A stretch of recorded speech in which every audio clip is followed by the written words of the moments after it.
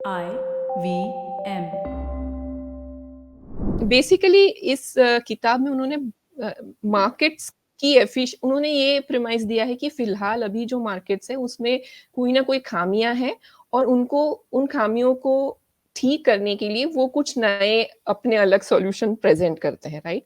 तो अब ये हमारा ये डिस्कशन का पॉइंट क्या है, ये मेरा कहने का मतलब बिल्कुल भी ये नहीं कि ये किताब के सारे आइडियाज सही है या गलत है, मैं ऐसा कुछ नहीं कह रही हूँ। हम सोच रहे हैं कि आज का डिस्कशन हम एक तरीके से इन आइडियाज को डिस्कस करने के लिए लगाएं और फिर उनको परखें कि क्या हम सोच सकते हैं कि क्या हम उनकी कुछ बातों से अग्री कर रहे हैं या हमें लगता है कि इन आइडियाज में कुछ खामियां हैं और वो जो प्रॉब्लम्स बोल रहे हैं कि हम ये सॉल्व करेंगे क्या वो एक्चुअली सॉल्व कर पाएंगे कि नहीं। तो इस प्रकार से एक प्रकार का क्रिटिक हो सकता है। आपको क्या लगता हाँ। है उसके बारे में? हाँ, नहीं, ये किताब 2018 की है शायद, और काफ़ी हम्म। चर्चित किताब है। इसके ऊपर इकोनॉमिस्ट में आर्टिकल्स आए थे, फिर काफ़ी टॉप इकोनॉमिस्ट्स वगैरह लोगों ने इसके ऊपर चर्चा की थी। अ, अमेरिकन इकोनॉमिक जर्नल पर भी इसका रिव्यू है, तो काफ़ी चर्चित किताब है। और मुझे इस तरीके की किताबें अच्छी लगती है, क्योंकि कई सारी किताबें ऐसी होती है जो एक्चुअली एक पेपर होना चाहिए, उसमें जोड़ देते हैं आगे हिस्ट्री, ज्योग्राफी, और मेन जो हम्म। आइडिया रहता है वो तो होता नहीं है। लेकिन ये किताब वैसी बिल्कुल नहीं है। इसमें हर चैप्टर में एक क्रांतिकारी विचार है, और इस हम्म। तरीके की किताबें तो बहुत रेयर होती हैं एक्चुअली। तो बहुत सही है कि आपने ऐसी किताब पढ़ी, और नए विचारों की तो चर्चा करनी चाहिए, चाहे हम उससे सहमत हो या ना हो, लेकिन नए विचार नहीं डिस्कस करेंगे तो फिर हम लोगों को नए सॉल्यूशंस कैसे मिलेंगे। तो इसलिए मुझे भी अच्छा लगा कि रेडिकल मार्केट्स, और नाम भी अच्छा है, तो इसके ऊपर चर्चा करते हैं। तो क्या रेडिकल करना चाहिए मार्केट्स में, इस क्या कहती है किताब?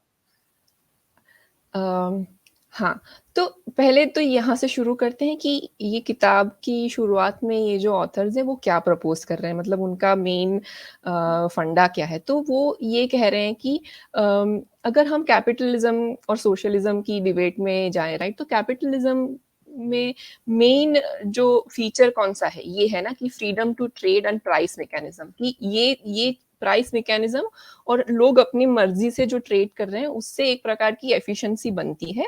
और ये पिछले हमने 20th सेंचुरी में ये जो सोशलिज्म और कैपिटलिज्म का डिबेट एक तरीके से प्ले आउट किया है, जहां पे हमने देख लिया कि जो सोशलिज्म का फाइनल फॉर्म ये आता है। सोशलिज्म का सेंट्रल आइडिया जनरली ये रहता है ना कि जो प्राइवेट प्रॉपर्टी नहीं होती, सारी प्रॉपर्टी सॉर्ट ऑफ एक कम्युनिटी की है या जो गवर्नमेंट या जो सोसाइटी की है एक तरीके से, और उसका फिर एक एफिशिएंटली कुछ ना कुछ उसका एडमिनिस्ट्रेशन किया जाएगा। बट उसका फाइनल प्रैक्टिस में ये आ जाता है कि कोई ब्यूरोक्रेट या कोई गवर्नमेंट उसको संभालती है, तो ये फाइनली जाके सेंट्रल प्लानिंग बन जाता है। तो वहाँ 20th सेंचुरी में के एग्जाम्पल से हम देख सकते हैं कि बहुत सारी जगह पे सेंट्रल प्लानिंग फेल हुआ है और उस हिसाब से एक कैपिटलिज्म एक बेहतर मॉडल की तरह बाहर आया है। तो तो ये ऑथर्स इस बात से तो सहमत है कि हाँ, मार्केट्स ही एक तरीके से एफिशिएंट तरीका है हमारे रिसोर्सेस को एक डिस्ट्रीब्यूट करने का एक तरीके से। पर पर वो कह रहे हैं कि अभी के मार्केट्स में भी पूरा परफेक्शन नहीं है। अभी के मार्केट्स में भी बहुत सारी जगह पे या तो मोनोपोली है या तो कहीं पे मिसिंग मार्केट्स है। तो वो ऐसे कुछ बनाने की कोशिश कर रहे हैं कि वो कह रहे हैं कि हम ऐसे ट्रूली ओपन में मतलब और ज़्यादा हर चीज़ का मार्केट हो सकता है या तो अ, अ, अ, उसमें ज़्यादा एफिशिएंसी आएगी, ऐसा उनका कहना है। वो उनके मॉडल्स हम अलग-अलग है, वो हम देखें एक मॉडल इसमें डिस्कस करेंगे आगे। तो वो कह रहे हैं कि हम इसके ये प्रॉब्लम को सुलझाने की कोशिश कर रहे हैं। तो अ, उसमें वो कुछ अलग-अलग आइडियाज़ देते हैं, जिसमें जैसे कि एक उनका आइडिया है क्वाड्रेटिक वोटिंग का, जिसमें वो कह रहे हैं कि जैसे कि पॉलिटिकल इन्फ्लुएंस का कोई अभी मार्केट नहीं बना है। हम वोटिंग तो करते हैं हमारे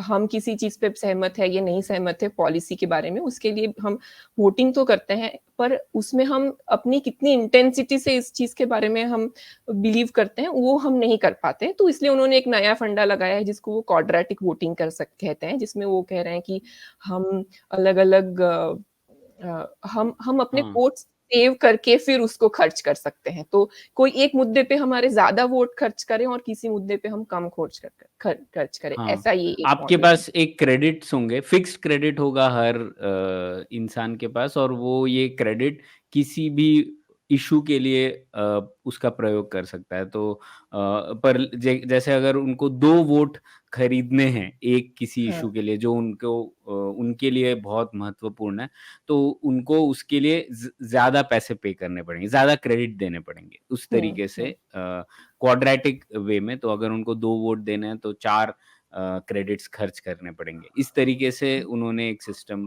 खड़ा करने के लिए तो ये शायद उदाहरण था किस तरीके से मार्केट्स मिसिंग है ये वोटिंग हुँ। मैकेनिज़्म में और किस तरीके से हम लोग मार्केट्स का उपयोग करके वोटिंग को बेहतर बना सकते हैं। इसमें भी मैं उनसे सहमत नहीं हूँ लेकिन ख़ैर IVM